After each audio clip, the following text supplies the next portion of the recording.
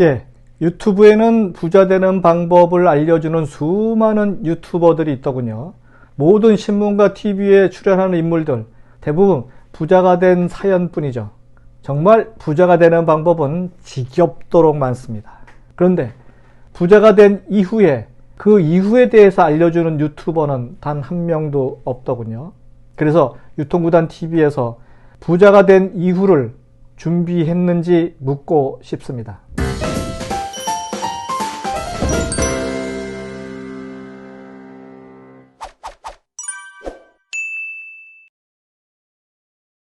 안녕하세요. 유통구단 김앤커머스 대표 김영호입니다. 김영호의 부자 이야기 쉬운 5번째 이야기, 부자가 된 이후를 준비하셨습니까? 편입니다. 인간은 누구나 모두 돈을 많이 벌고 싶어 합니다. 오로지 돈 뿐이죠. 유튜브에도 돈을 많이 번 사람들이 나와서 하는 자랑질이 너무 많습니다. 어린 사람들에게 돈만 중하다고 설교하는 듯 보여집니다. 하지만 그 어떤 채널에서도 돈을 많이 번 부자가 된 이후의 삶에 대해 이야기하지 않습니다. 그래서 유통구단TV에서 처음으로 이야기하려 합니다. 당신이 원하는 만큼 돈을 번 이후의 삶에 대해서 이야기하려 합니다. 여러분은 부자가 된 이후를 준비하셨나요? 부자가 된 이후에 항상 사건, 사고가 항상 많으니까 제가 지금 이 테마를 갖고 이야기를 하는 겁니다. 여러분은 오늘도 큰 별일 없이 조용히 일상을 마치고 집에 귀가한 상태입니다. 그렇다면 이런 일상이 지겹고 따분하다고 느끼지는 않나요? 그리고는 어디론가 떠나고도 싶기도 하고, 아무도 모르는 곳에 나만 홀로 여행을 가고 싶기도 하고, 상상 이상의 뭔가 쇼킹한 이벤트를 하고 싶기도 하고, 그렇습니까? 매일 똑같은 일상의 어느 날, 동네 강아지도 잠에 빠져서 아주 나른한 오후 시간에 도둑의 마음까지 도둑질할 수 있다는 그런 시간이 멈춘 듯한 그 나날들이 실증이 나나요? 하기야 국내 어느 유명 작가의 아내라는 분이 부부 여행을 위해 그 비싼 미국 뉴욕에 장기 체류를 하다 보니까 너무 따분한 일상이 싫어졌다고 또 다른 여행을 떠나자고 하는 그 유명 작가의 책 대목을 읽고 정말 이상한 삶을 사는 사람도 많구나 라는 생각을 해봤습니다. 부유함이 지나치면 나태함으로 이어지겠구나 하는 생각도 해보았습니다. 하지만 이런 사치스러운 마음도 일상의 귀중함을 알게 된다면 다시는 입 밖에 내지 않을 것입니다. 몇 년 전에 넷플릭스를 통해서 미국 영화 3데이즈를 보았습니다. 영화 3데이즈의 주요 내용은요, 행복한 가정을 이루며 살고 있던 어느 남자의 가정에 불어닥친 위기의 이야기입니다. 어느 날 갑자기 아내가 살해 혐의로 경찰에 붙잡히게 됩니다.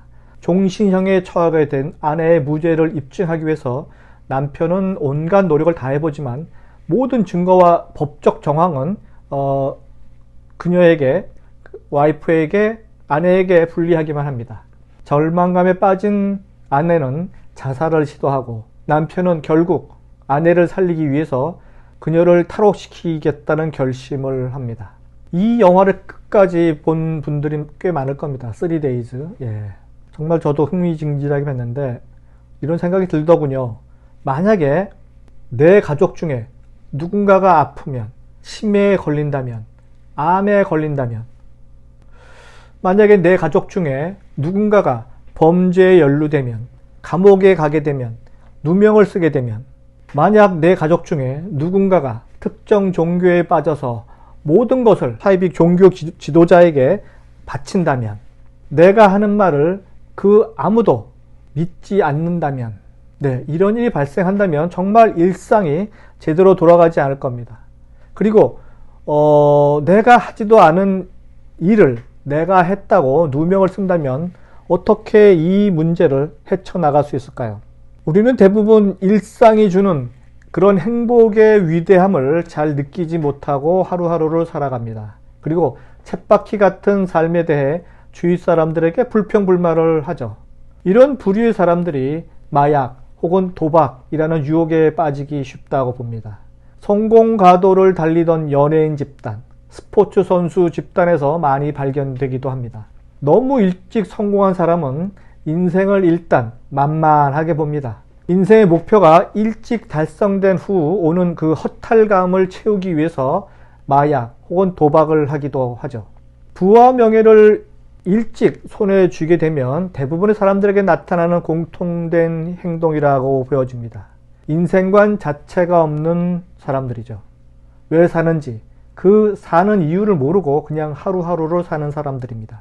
우리는 대부분 병원에 가서 자신과 자신의 가족이 건강하게 일상을 살아가고 있음을 깨닫고 잠깐 한순간 행복해지기도 합니다. 사실 병원 어느 과를 가더라도 정말 환자가 많습니다. 여러 종류의 환자 그리고 환자 가족을 보면서 동정심과 동병상련의 느낌을 받곤 합니다. 이렇게 서서 혹은 누구의 도움 없이 걸으면서 하루를 보낸다는 것이 얼마나 행복한 일인지 여러분이 아주 심각한 병에 걸리면 건강한 그때를 그 귀중한 가치를 알게 되겠죠. 우린 정말 잘 모릅니다. 평범한 삶, 보통의 삶이 얼마나 유지하기 힘들고 어려운지 몰라서 하는 이야기입니다.